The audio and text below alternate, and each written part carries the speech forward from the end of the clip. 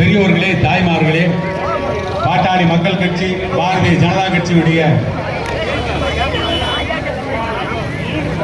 மாநில, மாவட்ட, ஒன்றிய நிர்வாகிகளே,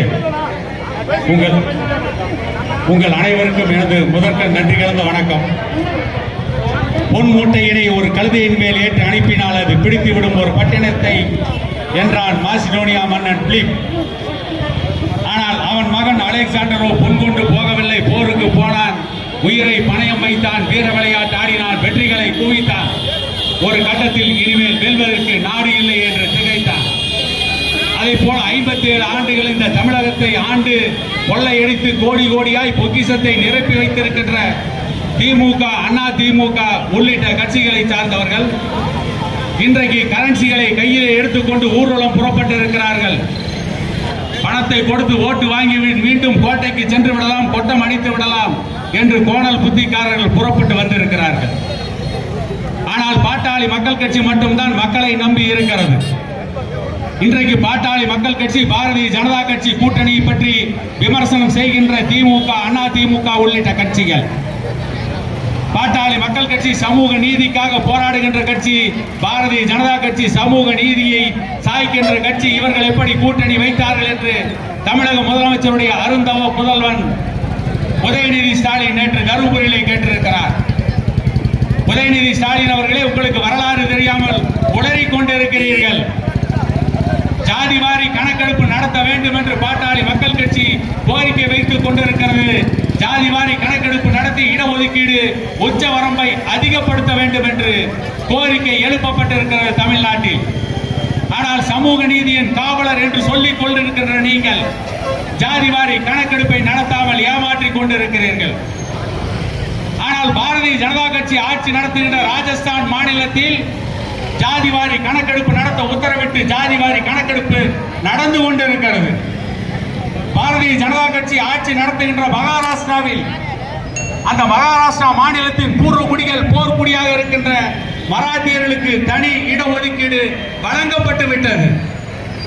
ஆனால் தமிழ்நாட்டிலே சமூக நீதியை சாய்த்துவிட்டு திமுக சொல்கிறது சமூக நீதிக்கான கட்சி பாட்டாளி மக்கள் கட்சி, எப்படி வந்து சமூக நீதியை சாய்க்கின்ற பாரதிய ஜனதா கட்சியோடு கூட்டணி வைத்தீர்கள் என்று கேட்கிறார்கள்.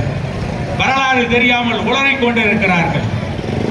கடந்த 2021ஆம் ஆண்டு நடைபெற்ற சட்டமன்ற தேர்தலில் திமுக வாக்குறுதி கொடுத்தது. என்ன வாக்குறுதி கொடுத்தார்கள்? நாங்கள் ஆட்சிக்கு வந்தால் தமிழ்நாட்டிலே மதுபான கடைகளை மூடிவிடுவோம். ஸ்டாலின் சொன்னார்.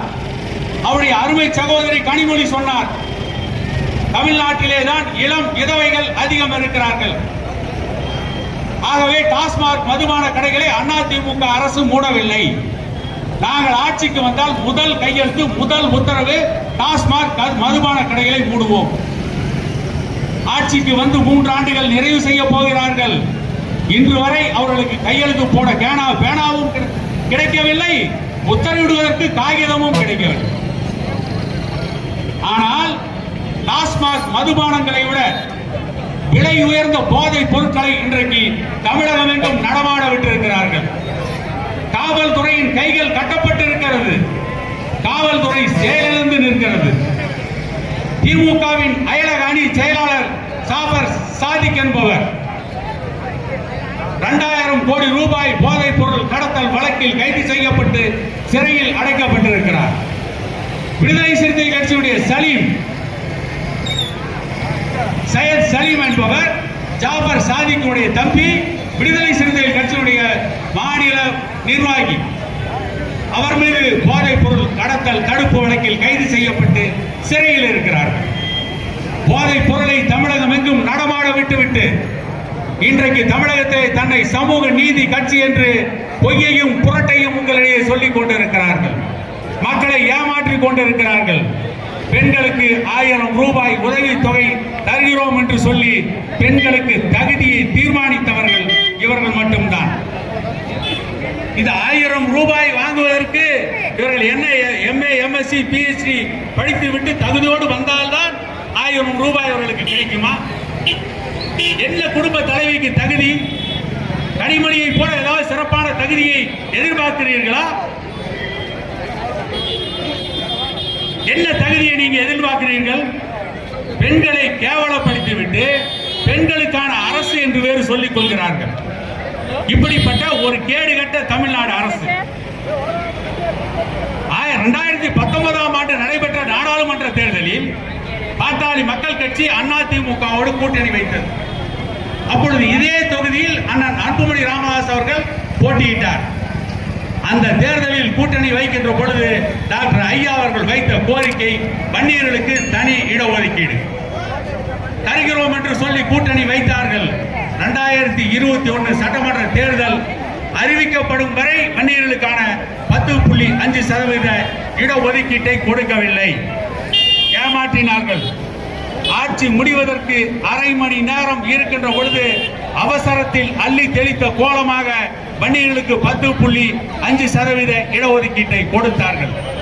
இடஒதுக்கீட்டை கொடுத்தார்கள் என்பதை விட எடுத்தார்கள் என்பதுதான் உண்மை. கொடுத்துவிட்டு அந்த தேர்தலை சந்தித்தார்கள். 2021ஆம் ஆண்டு தேர்தலில் திமுக வெற்றி பெற்றது. 10.5% இடஒதுக்கீடு கொடுத்தவுடன் கலைஞருடைய ஸ்டாலினுடைய மருமகன் சபரீசன், இன்றைக்கு அமைச்சராக இருக்கின்ற அன்பில் மகேஷ் பொய்யாமொழி குறிப்பிட்ட ஒரு சமூகத்தை, அந்த சமூகத்தின் மாநாட்டை நடத்தி வன்னியர்களுடைய இடஒதுக்கீட்டுக்கு எதிராக நீதிமன்றத்திலே வழக்கு